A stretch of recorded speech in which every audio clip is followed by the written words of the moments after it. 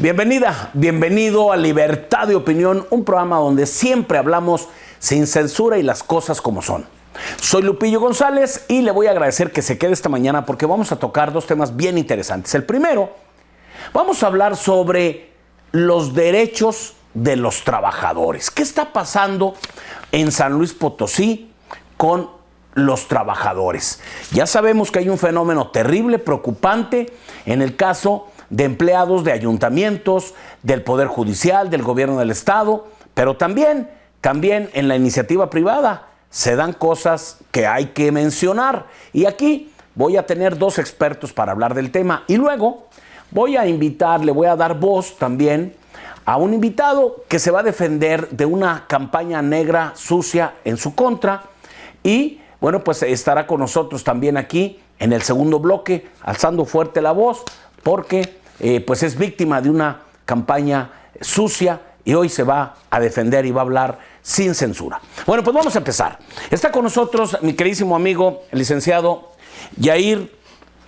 Raúl Yair Chávez. Él es coordinador de la especialidad en Derecho Laboral de la Universidad Autónoma de San Luis Potosí. Obviamente también es abogado postulante.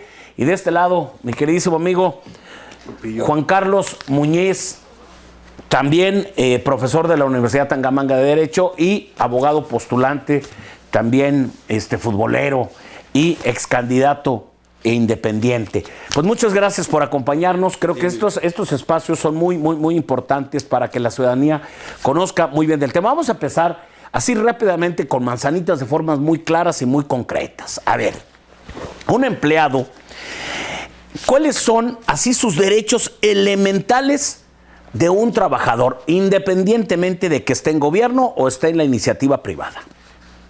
Bueno, todo derecho recae obligación. Pero vamos a empezar con los derechos y luego nos vamos con las obligaciones. Bueno, no olvidemos que los derechos vienen de la revolución. El 123 es un artículo revolucionario, es decir, a partir de la Constitución del 17, luchando contra la dictadura de Díaz, vienen derechos que parecen hoy normalizados, ¿no? Como la jornada... Costaron mucho. Costaron una revolución, ¿no? Como la jornada de 8 horas, que hoy se discute ya la reducción de la jornada de 8 horas, como el trabajo de 6 días a la semana y no de descanso, como el salario en moneda de curso legal, no olvidemos las tiendas de raya en el tiempo del porfiriato, con el derecho a vacaciones y ahora con las nuevas vacaciones dignas, ¿no? El derecho a seguridad social, es decir, son derechos que parecen muy elementales, pero que nos han costado pues 100 años. Pero a ver, por ejemplo, han ido creciendo estos derechos. Por ejemplo, el derecho a la maternidad, que ahora ya tienes un apoyo, ¿no? Inclusive también, ahí sí, también el papá tiene un apoyo y eso pues no se veía más. Antes una mujer que estaba embarazada casi la corrían, o sea, era casi un delito terrible, ¿no? Hoy correr a una persona embarazada es una cuestión prácticamente imposible. Es decir, una persona embarazada tiene el derecho al trabajo, por supuesto, y que haya sido despedida por cualquier razón. Otro, que te den el seguro social. Esa es otra obligación. Y el Infonavit. Bueno, son una obligación dual, en donde paga tripartita la aportación, es decir, paga el trabajador, paga el patrón y paga el gobierno, y es un derecho que también viene, no olvidemos que en el porfiriato la vivienda te la daba el patrón, pero como quería, como podía y como le daba la gana, Entonces es un derecho que parece sencillo, lo decimos, pero es un derecho ganado de muchos años. ¿Hay algún otro derecho? Bueno, a recibir un trato digno. El aguinaldo. El aguinaldo, un lugar también donde pueda desarrollar su trabajo de manera correcta. Las herramientas de trabajo, la capacitación. La capacitación, ajá. Son derechos elementales. Sí, y bien lo acaba de decir el maestro, y aparte agradezco la invitación y coincidir con él. Fue mi maestro de universidad y pues un abrazo siempre fraternal cada que lo veo. Pero bien lo dice él, hay derechos, efectivamente también adquirimos las obligaciones, pero todos los derechos que tienen los trabajadores obviamente emanan de la Constitución Política de los Estados Unidos Mexicanos. ¿Qué obligaciones tienen entonces? Pero las obligaciones también son reglamentarias. En la Ley Federal del Trabajo vienen un apartado donde vienen las obligaciones de los trabajadores y las obligaciones de los patrones. Basta con chutarnos al 132, 133 para saber cuáles son las obligaciones de ambos. Pero también tenemos que ver un punto muy medular. Es precisamente todos esos derechos de los que habla el maestro Yair, precisamente son inamovibles, son irrenunciables, pero todo también depende del contrato colectivo, si es empresa, de la iniciativa privada, o en su defecto, si es un patrón, persona física, las condiciones que vienen emanadas del contrato individual de trabajo. Ahí vienen especificadas a qué tienen derecho o a qué están pactando ambos, porque todo mundo, al momento de demandar un tiempo extraordinario, obviamente en el contrato que celebran, claramente dice cuántas horas o cuánta jornada tienes tú para trabajar.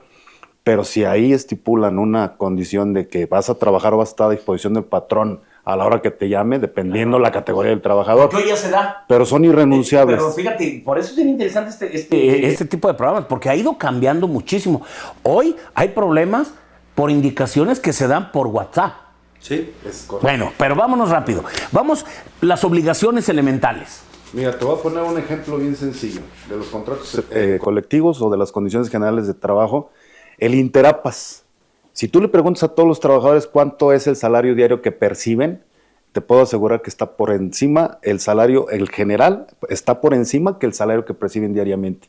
Entonces, no sé qué está pasando con los trabajadores de Interapas, que no se ponen de acuerdo o están manipulados por el señor encargado de su sindicato, pero si todos ellos demandaran un incumplimiento a su salario, que es un derecho precisamente que tienen de no recibir menos de 315 pesos con 0.40 centavos al día de hoy. Y te puedo asegurar que todos, en la mayoría, supervisores, encargados en motocicletas, ganan menos.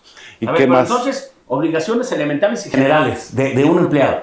Las obligaciones, pues obviamente seguir con la conducta del reglamento interno que celebran entre los patrones y los trabajadores. Que se le dice. No llegar en estado de ebriedad, en un estado toxicológico, no alterar el orden. Yo hablaba mucho en una clase que tuve, obviamente le aprendí mucho aquí al maestro, precisamente del derecho a la libertad ahorita que vamos a tener unos invitados, de religión, ¿no? De creer en algo.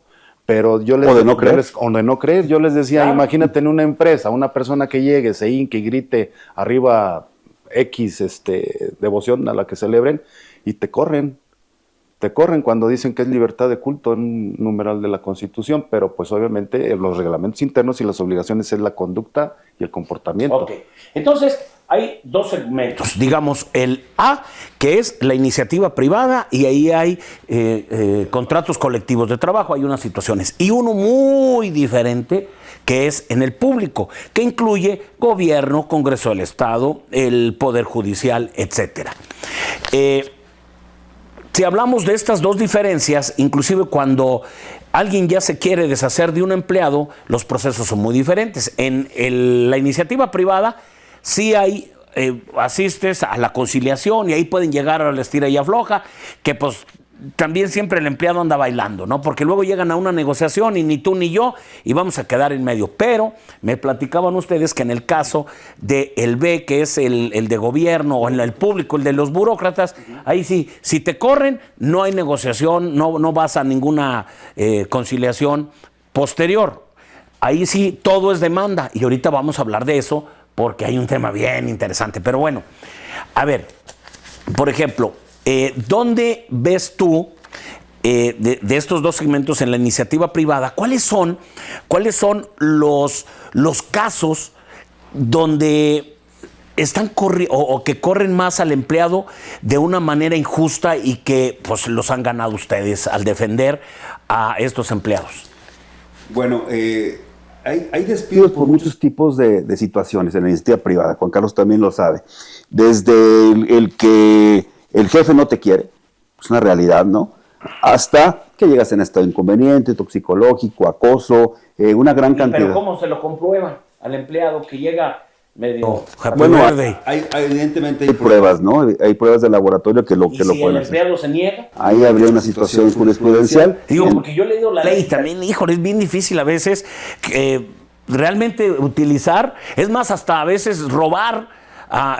Es bien difícil probárselo o, por ejemplo, ni es delito grave el abuso de confianza. Bueno, ya sería un tema penal ahí, pero sí hay una serie de situaciones que sí se pueden negociar, como tú lo dices, en la parte privada. Y también Juan Carlos no me dejará mentir. las juntas tuvieron su bondad, las juntas de conciliación en su momento, pero a partir del 2020 hay una reforma que por esto San Luis Potosí es el primer estado, los primeros bloques de estados que le entró esta reforma, y ahora se llaman juntas de conciliación, se llaman centros de conciliación, y ahí sí, como tú dices, Lupillo, platicas, llegas, negocias, medias, y tratas de llegar a un acuerdo, o un mal acuerdo antes de un buen pleito, dice, ¿no? El dicho. Sí. ¿Qué es el deber ser? Debería ser el ganar-ganar, es decir, que el patrón quede conforme, que el trabajador quede conforme. Es muy complicado. Claro. Ambas partes queden conformes. Alguien tendrá que perder algo, ¿no? O los dos tendrán que ceder. O tendrán que ceder. En la parte privada hay muchos tipos de situaciones, ¿no? Es un centro de conciliación muy chiquito, Juan Carlos lo vive también igual que yo todos los días, son 6 conciliadores para toda la capital. Cuando León, lo platicábamos afuera, creo que tiene 20, solo León, Exacto. solo León. Irapuato tiene 6, que es mucho más chico que San Luis Potosí. Sí, claro. Hacen un esfuerzo suprahumano. La verdad es que ahí se parten en 10 los conciliadores. Es lo que hay, ¿no? Creo que hay 2 notificadores, o 3, no me acuerdo. 2 para toda la zona metropolitana. Tú imagínate, en Valles hay un conciliador. ¿Y de quién depende? ¿Del gobierno del estado o es federal? Hay 2, gobierno del estado y federal. El federal creo que son 4, el centro federal. Que se divide la competencia de las empresas en 2, en local y en federal. La Constitución habla de una serie de empresas, te lista cuáles son federales y todas las que no vienen ahí son locales. Okay. Ajá. Así decimos los abogados, exclusión jurídica. Y ahí, ¿cuál es la mayor causa de despidos que termina ganando el empleado? Cuando son injustificados habrá que ver a quién le toca la carga de la prueba, es decir, a quién le toca probar. Pero, por ejemplo, en el caso de los que tú llevas, o que te ha tocado ver, que te dicen, mira, normalmente el empleado gana más por esta situación. El caso de abuso de derechos humanos es un caso en donde realmente el empleado va a ganar. Hablábamos del tema de una persona embarazada que era despedida. Es casi en automático que va a obtener una sentencia favorable. Pero fíjate, tocas un tema muy importante, el del trabajador. ¿Cuándo puede ganar? ¿Cuándo puede perder? Independientemente de la causa que originó el despido, en el caso de que el trabajador siempre te va a decir fue despedido, aunque ciertamente tienes que creerle y tienes que defenderle sus derechos. Pero también está, y no me deja mentir el maestro Raúl, en los abogados. Habemos muchos abogados laboralistas, sí. Habemos muchos muy dedicados, también lo hay, pero hay abogados que llegan a incursionar en el nuevo sistema laboral, que obviamente de la reforma del 2019, y tú puedes decir que tienes toda la ventaja de poder ganar cuando el abogado que tienes enfrente no sabe manejar el sistema. Ah, pero es que aquí entonces a veces pierden por errores, ¿no? Por default. Ahí les va, porque ahora si nos cambiamos un poquito a los burócratas, a ver, esa es una pregunta bien interesante que hablas de abogados. Yo he visto casos de un ex empleado que estaba en el ayuntamiento, ¿no? Y duró 3 años trabajando y tenía un sueldo de 19,000 pesos, ¿no? Lo corren porque termina la administración y ahora ya se utiliza mucho eso, ¿no? Y tendríamos que hacer otro programa de toda la corrupción que hay detrás porque hay despidos planeados y que luego se hacen de la vista gorda a los abogados para perder los casos. Pero bueno, a ver, mi pregunta es la siguiente. Porque yo veo algo completamente dispar en la iniciativa privada y a lo que significan los burócratas. Corren a una persona, supuestamente, que él tenía bien claro que lo contrataron 3 años con cierto alcalde. Bueno, se termina el periodo del alcalde, llega el nuevo, le dice, oye, pues muchas gracias por participar. No, me estás corriendo. Demanda, tenía un sueldo de 19,000 pesos. Pasan los 3 años de la siguiente administración y un día gana el laudo y le llega un chequecito de 2,5 millones a una persona que ganaba 19,000 pesos por 3 años. Yo conozco casos de gente que llevan 20 años partiéndose el alma todos los días, realmente trabajando, no como muchos burócratas que van a rascarse el buche. Se parten el alma en las empresas trabajando no 8, a veces hasta 10, 12 horas, 20 años. Y al último los acaban liquidando con 150, 200,000 pesos. ¿Cómo puede ser posible esa disparidad? Bueno, pues para empezar, si me da la oportunidad de empezar, el maestro, obviamente tú acabas de tocar el tema del contrato. Fueron contratados por 3 años. Yo creo que no es el tema de los contratos por 3 años. No, hay 3 tipos, hay figuras. Es el de base, a base, exactamente, los de confianza y en esos que vamos a llamarlos eventuales. pero no llegan a firmar un contrato realmente por 3 años. Son eventuales, pero pues obviamente todo depende de cómo contratas a esa persona en el tema burocrático. Es decir, nosotros al momento de que nos dice un trabajador, oye, me despidieron, sí, te creo, vamos a presentar la demanda porque aquí omitimos el tema conciliador, porque es en el apartado A. Pero aquí directamente es la demanda en el término que nos marca la ley de los 60 días. Pero todo está en qué aportas y cómo contestas, porque si hay deficiencia también en tanto trabajo, porque el maestro también estuvo defendiendo los intereses. Un juez va a darle a ganar 2 millones a alguien que ganaba 19,000 y a alguien que en la iniciativa privada trabajó 20 años, le toca una... Es lo técnico, a ver. Aquí es quién puede probar más los dichos, ¿no? Es correcto. Y además les falta poquita cabecita para hacer las defensas. O hay acuerdos perversos ahí bajo la mesa. Yo espero que no lo haya. Pero ¿cómo lo explicas? Yo espero que haya deficiencias técnicas. A ver, Lupillo, tú acabas de dar una cuestión en el punto. San Luis Potosí es el único estado de los 32, vamos a llamarle así, que tiene una figura que se llama relevo.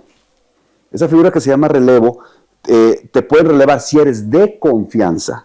Dentro de los 45 días, Juan Carlos, tú corrígeme, 45 días que entra la siguiente administración, sin responsabilidad para el patrón. Pero uno, tienes que ser de confianza, es decir, alegar y demostrar que es una persona de confianza. ¿Qué es de confianza? Un subdirector, un director general, un subsecretario, un secretario. ¿Que el contrato no lo tiene que decir? No, las funciones. El contrato puede decir que eres de confianza, pero si haces funciones de base, pues eres de base. Entonces, no lo hacen. Disfrazan contratos como si fueran civiles, y Juan Carlos no me dejará mentir, con relaciones civiles, cuando checan, cuando reciben aguinaldo, cuando tienen el trabajo de las horas que deben de elaborar, cuando firman memorándums. Es decir, tratan de disfrazar, tratan de hacerlo perverso, cuando es muy simple y muy directa la cosa. Las defensas se vuelven técnicas, pero por inútiles. Pero es que también es muy diferente, y ustedes no me lo van a poder negar porque a ustedes les toca ver los dos casos. Es muy diferente cuando tú pones tu dinero como empleado, como patrón, claro, pues vas a defender tu patrimonio, que cuando estás en el gobierno dices que sean 3, 4 millones me vale, pues no es mi dinero, es de la pobre gente, ¿verdad? Pero lamentablemente ahí es muy claro. Bueno, para concluir el programa, porque se nos fue muy rápido, ¿cómo está la cosa el día de hoy? Yo acabo de escuchar denuncias de la gente, tanto del Poder Judicial como del Ayuntamiento o de Gobierno del Estado, donde dicen, hubo un despido injustificado. Yo llevaba tantos años y ya no me lo renovaron, entonces yo estoy haciendo mi trabajo, ¿por qué no me lo renuevan? Yo no hubo ninguna causa, etcétera, etcétera, etcétera. Y luego salen las autoridades y de manera muy concreta el alcalde Enrique Galindo dijo, no es despidos injustificados. Casi da a entender, la gente se fue por su propia voluntad. ¿Ustedes están llevando casos así? ¿Cuál es la realidad? Claro que no es cierto. Todos los despidos que se hacen a nivel burocrático, o en el Poder Judicial, o en el Ayuntamiento, o Gobierno del Estado, pues claramente son injustificados porque mandan terceras personas a realizarlos. No lo hace directamente el encargado de la dependencia. Mandan a terceras personas para después esconder la mano y decir, no fuimos nosotros. Pero sí es muy claro lo que comenta el maestro, es precisamente checar las condiciones generales en el contrato que celebran, pero para todos va a ser la clave, los que sabemos del tema laboral burocrático, pero ¿por qué? Porque pues están deficientes, ya lo dijo él, pero siempre y cuando encuentres esa pincita de decir me despediste injustificadamente, es claro, ¿por qué? Porque hay quienes se les vence un contrato, vamos a decir 15 días atrás, pero vas y checas, registras tu entrada 2 días después, pues ya está subsistiendo la relación de trabajo. Por ende, ellos te dicen, te despido el 30 de enero, y después el día 2 estás yendo, que es inhábil, pero el día 3 vas, checas, y ese mismo día te dicen, te despido, pues la clave es esa. ¿Sabes qué? Sí, se venció el contrato, no importa, pero pues subsiste. Todo está, cómo cesan o cómo hacen ese proceso administrativo, de decir, te vengo a despedir por este motivo, por esta causa. Para ello hay una ley. Obviamente. Es una falta de respeto para la gente, para su economía familiar, para su estabilidad psicológica. Es decir, imagínate una persona que tiene 20 años en el Poder Judicial, sí, que solo se sabe dedicar a ser actuario, ¿no? Que nunca ejerció fuera de la profesión como abogado. Y que ni te la esperas. Y que llegas y te dicen, ya no puedes pasar. Así nos pasó a muchos, ¿no? Nos pasó a muchos que de un día para otro te dicen, bye. Te vas, ¿por qué? Porque quiero. Entonces, una inestabilidad económica, familiar, financiera, de todo tipo, emocional, porque no le cuentas un duelo, no un despido. Imagínate el golpazo, porque ni te lo esperas. Entonces, me parece una falta de respeto que así de un plumazo hagas un listado y de los que me caen mal se van tales y los que me caen bien se quedan. O, independientemente de que tú tengas tantos años, seas buena persona, buen empleado, vas para afuera porque yo traigo mucha presión de tal partido y de gente que me ayudó a llevar despensas y ellos tienen que entrar. Oiga, pero es que no tienen los mismos estudios que fulanito. Me vale, hay que pagar el favor. Para afuera. Y así es todos los días, lo vemos Juan Carlos y yo, tanto En los municipios, que hay mucho movimiento, pero ahora el gobierno del Estado hay muchísimo movimiento también, pero además un tribunal, Lupillo, Juan Carlos no dejará mentir, obsoleto, un tribunal donde se les quintuplicó el trabajo, el Tribunal de Conciliación y Arbitraje, un tribunal con muy pocos medios. Mira, va uno como abogado, si no llevas hojas, no te imprimen tu acuerdo. No tiene ni material. No tiene ni material. Ahora, yo también tengo el dato de que, por ejemplo, en el Teja, el Tribunal Estatal... ¿Es administrativa? Ajá, que a veces el empleado las tiene para ganar, pero el empleado no sigue luchando. Entonces también a lo mejor le deja todo a un abogado que puede resultar un mal abogado o un vivales y la tenía toda de ganar el abogado y la terminan perdiendo. Inclusive yo tengo datos de que muchos casos son abandonados. Mira, se desesperan, los trabajadores se desesperan, llámese del nivel de trabajo que tienen, pero obviamente nosotros tenemos que darles ese seguimiento a nuestros juicios, pero también les tenemos que hacer entender de que ahorita lo opaco que está el Tribunal Estatal de Conciliación y Arbitraje, el propio Tribunal Laboral, que obviamente con la carga de trabajo se están extendiendo. Inclusive yo tengo asuntos, tengo 10, para serte sincero, que todavía no me radican desde el 2024.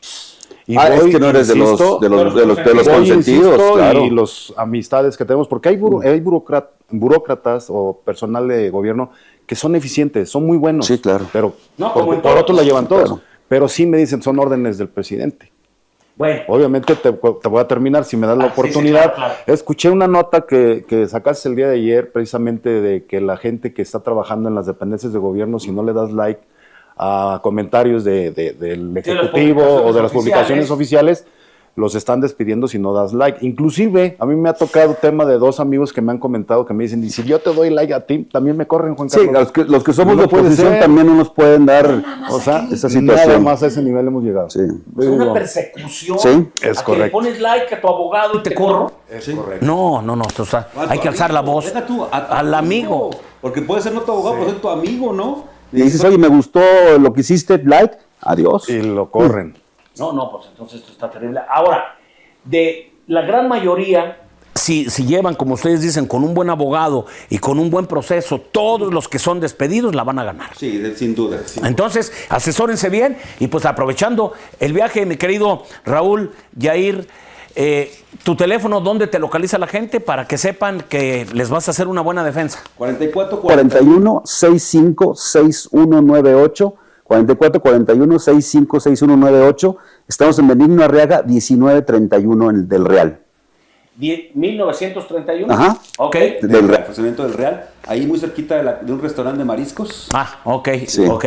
Perfecto. Licenciado Raúl Yair Chávez, te agradezco mucho. A ti, amigo, por aquí te voy invitarme. a molestar en breve porque creo que se quedaron varios temas que son importantísimos y hay que llevarlos a cabo. Claro. Mi querido licenciado Juan Carlos Muñiz, muchas gracias por estar esta mañana con nosotros. ¿Dónde te localizan?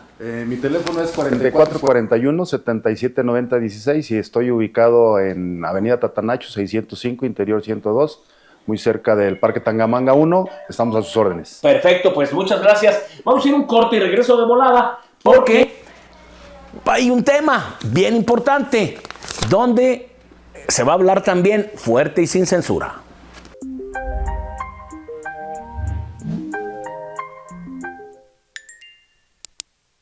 Le quise dar voz y espacio al presbítero Jesús Olvera Camacho porque concretamente el fin de semana fue víctima de una sucia campaña orquestada, movida al unísono. Inclusive me llamó bastante la atención que quien estuvo manejando esta campaña de calumnias salían hasta en páginas de estas de Face que se hacen pasar por medios de comunicación, una página donde sacaba puras notas de políticos de Veracruz, de Morelos, y extrañamente la misma nota que salió en todos lados replicadita, bueno, no en todos lados, en algunos medios muy sincronizados, calumniando a Jesús Olvera. Entonces, él va a hacer una defensa ante esta guerra, ante esta ataque, esta campaña de calumnias. Él es el presbítero Jesús Olvera Camacho, al cual le doy la bienvenida y le agradezco, y que sepa que aquí tiene un espacio porque va a aclarar una situación.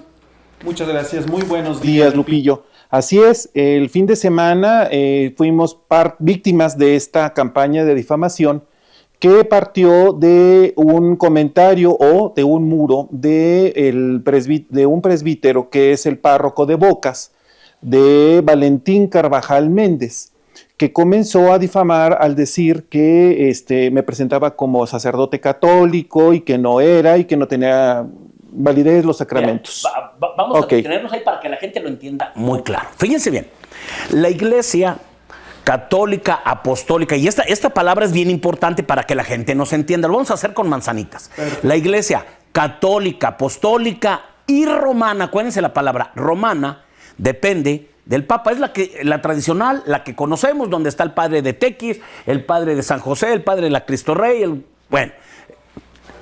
la común que todos conocemos. Bueno, Jesús Olvera no pertenece a esa. Hay que dejarlo bien claro. Entonces, si no perteneces a esa, ¿cómo alguien puede decir que estás usurpando una función si no perteneces a esa? Vamos a aclararlo.